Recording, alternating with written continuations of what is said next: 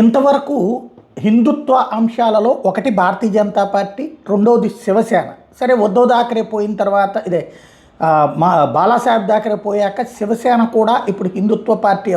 ఇదివరకటి రోజుల్లో ఏంటంటే దేశంలో అకాలీదళ్ళు ఒకటి, శివసేన ఒకటి, భారతీయ జనతా పార్టీ హిందుత్వ అంశాలు ప్రస్తావించేది. హిందువులను ఎవరన్నా బెదిరించినా, అవమానించినా స్పందించేవి, ఘాటుగా నిలదీసేవి.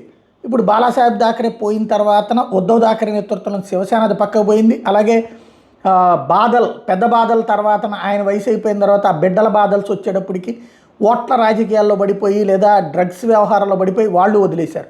ఇప్పుడు కేవలం భారతీయ జనతా పార్టీ ఒకటే హిందుత్వం, అది కూడా అగ్రెసివ్గా మాట్లాడే ధైర్యం చేయట్లేదు, కాస్త సాఫ్ట్ మాటలు మాట్లాడుతుంది. కానీ మహారాష్ట్ర ఎన్నికలలో ఇప్పుడు పవన్ కళ్యాణ్ మాటలు మాత్రం సంచలనం సృష్టిస్తున్నాయి. ఇది సెక్యులర్ దేశం అంటూనే తల్వార్లు పట్టుకుని వస్తే చేతులు ముడుచు కూర్చుంటామా, ఏదైతే ఈ మధ్యకాలంలో వినబడుతున్నటువంటిది హిందుత్వాన్ని టార్గెట్ చేస్తానికి కొంతమంది ప్రయత్నిస్తున్నారన్నటువంటి వేళ ఆయన మాట్లాడిన మాట సంచలనం సృష్టిస్తుంది. ఇది బాగా వైరల్ అవుతుంది, ఇది దేశవ్యాప్తంగా వైరల్ అవుతుంది. ఒకసారి అదేంటో విందాం.